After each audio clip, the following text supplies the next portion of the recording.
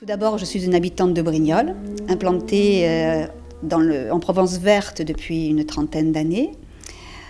J'ai choisi d'entreprendre à Brignoles en 1990, de reprendre un petit commerce dans lequel je me suis beaucoup investie.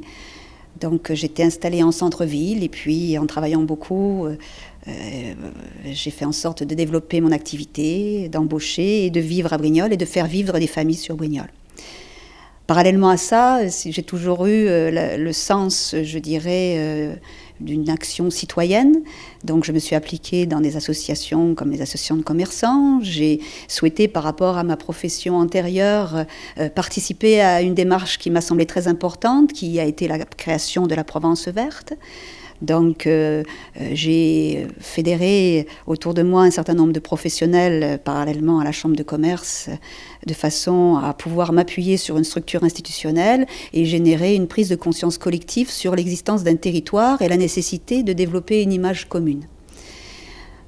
On voit que finalement, on a été un certain nombre à travailler à cette construction, puisqu'aujourd'hui la Provence verte existe en tant qu'entité touristique et que nos professionnels peuvent communiquer sur ce type de démarche.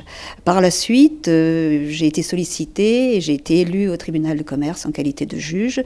Donc j'ai pu accompagner mes confrères de toute activité dans leurs difficultés en essayant d'apporter un soutien et une justesse de vision dans la mesure du possible.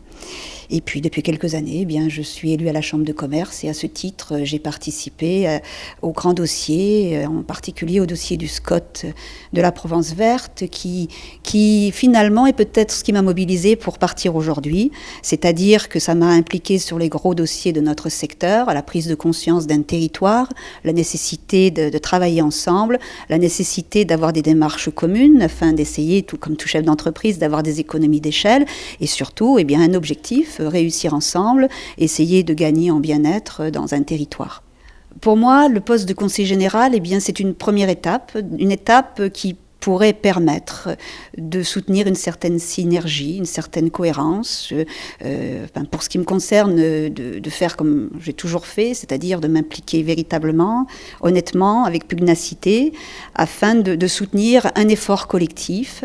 Et en soi, le poste du conseiller général, moi j'ai pu suivre avec intérêt la démarche des territoires initiée par ce même conseiller général, qui va tout à fait dans le sens de ce qu'on peut imaginer, c'est-à-dire des bassins de vie qui se centre, qui tourne autour d'un point fort, d'une ville phare, et qui ensuite sont tirés, tous les villages autour sont tirés par ce point fort.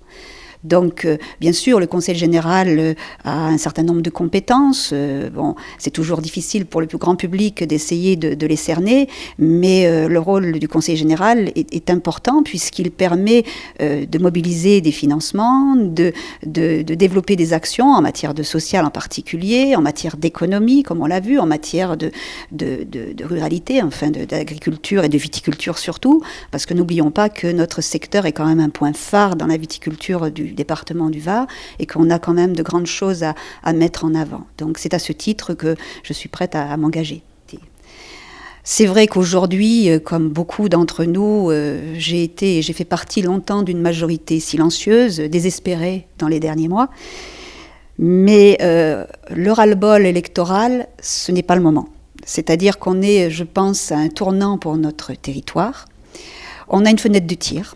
On a les moyens de réussir collectivement quelque chose qui se terminerait par une création d'agglomération. Le centre doit impérativement en être Brignoles et son canton, c'est-à-dire les 6 communes noyaux. Et donc, je veux dire à toutes les personnes qui vont me regarder aujourd'hui qu'il y a une impérieuse nécessité à se mobiliser. Si on ne se mobilise pas, si on ne vote pas utile, si on n'essaye pas d'amener les personnes qui seront les plus à même de porter ce dossier-là, on rate une chance supplémentaire. Donc je pense que notre territoire souffre, qu'il a raté beaucoup d'opportunités. Je sais que certains candidats voudront en faire une vitrine nationale ou une primaire des municipales. Je dis que ce n'est pas le lieu. Donc je vous demande vraiment de vous mobiliser. Je m'adresse aux femmes aussi parce que je sais que les femmes ont cette sensibilité qui est de savoir qu'on est très très bien ici, qu'on a un secteur où vraiment le bien-être est là, mais où il nous manque beaucoup de choses. Il nous manque beaucoup de choses pour nos enfants, pour valoriser notre vie.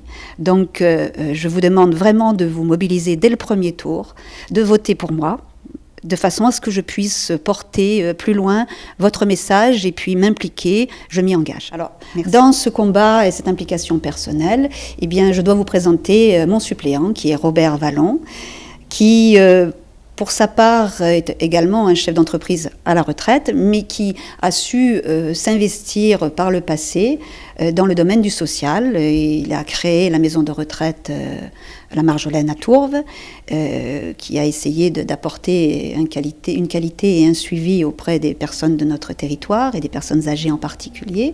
C'est quelqu'un qui a une très grande connaissance de tous les secteurs concernant le social, et c'est quelqu'un sur lequel je sais que je pourrais toujours m'appuyer pour me transmettre et me conseiller si vous me permettez d'aller plus loin.